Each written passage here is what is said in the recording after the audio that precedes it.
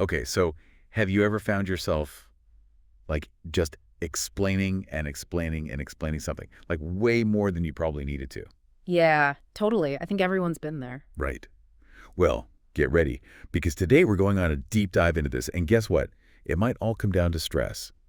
We're looking at this text about breaking the habit of over-explaining, and it turns out it's a lot more than just a quirky little thing we do. Ah, it really can be. Yeah. And it can actually be a really deep stress response that comes from like way back. Okay, so let me paint you a picture.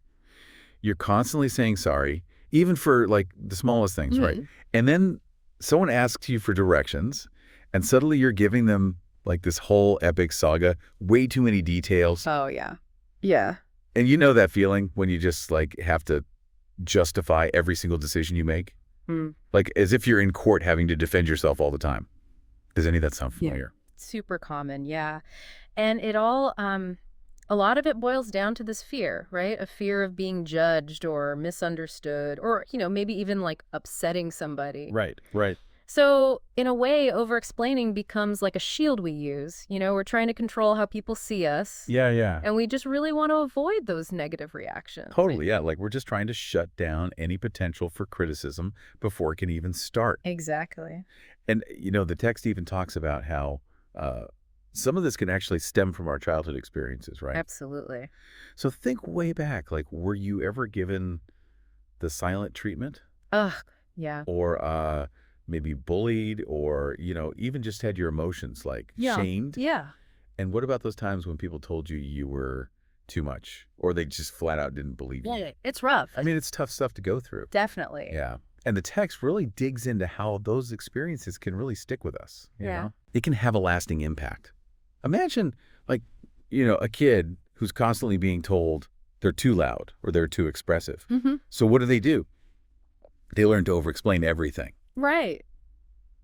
Almost like it softens the message a little bit, right? Yeah, and it's a way to kind of like seek that validation they're not getting. Yeah, yeah. And also avoid, going through those painful things again Right.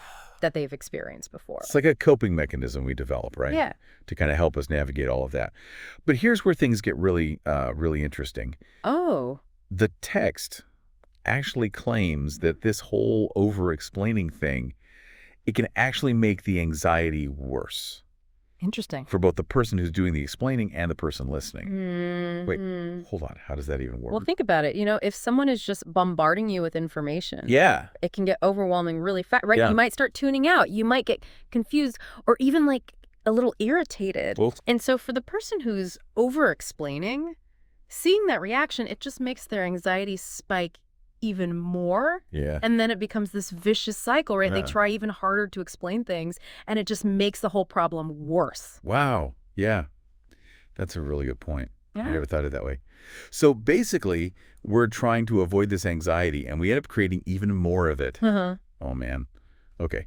But I got to say, sometimes I feel like I need to over-explain Yeah. just to make sure that I'm being understood. Yeah. What do you say to that? Well, I mean, I think that's really common. It's easy to feel like you have to spell everything out. Mm-hmm. But the text, it really emphasizes this idea of being clear, kind, and direct. Okay. Yeah. And direct communication is the key.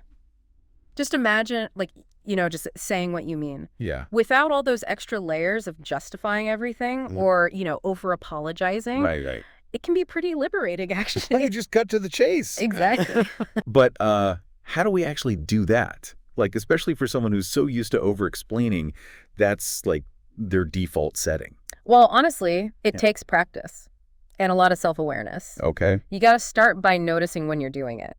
Yeah. Like, are you giving more information than you need to? Are you apologizing way too much? Right.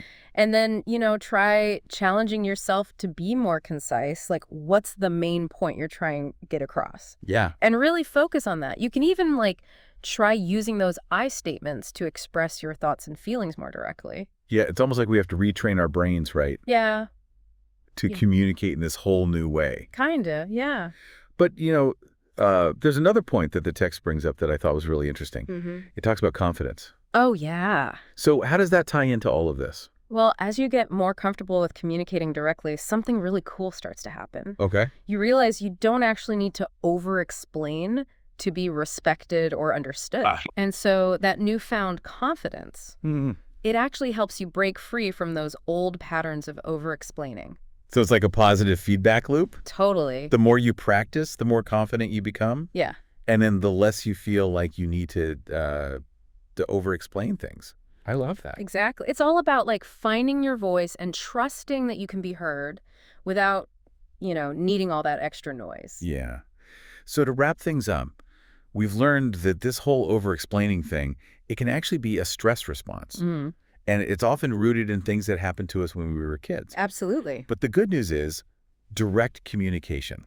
That's the key to breaking free. It is. It's about ditching all the word vomit and just like being more confident and authentic in how we communicate. That's it. And hey, if you're listening, here's something to think about. What's one small change you can make, like today, to communicate more directly? Oh, yeah, that's a good one. Could you shorten an email? Could you resist the urge to, apologize for everything? Even the tiniest little things can make a big difference over time.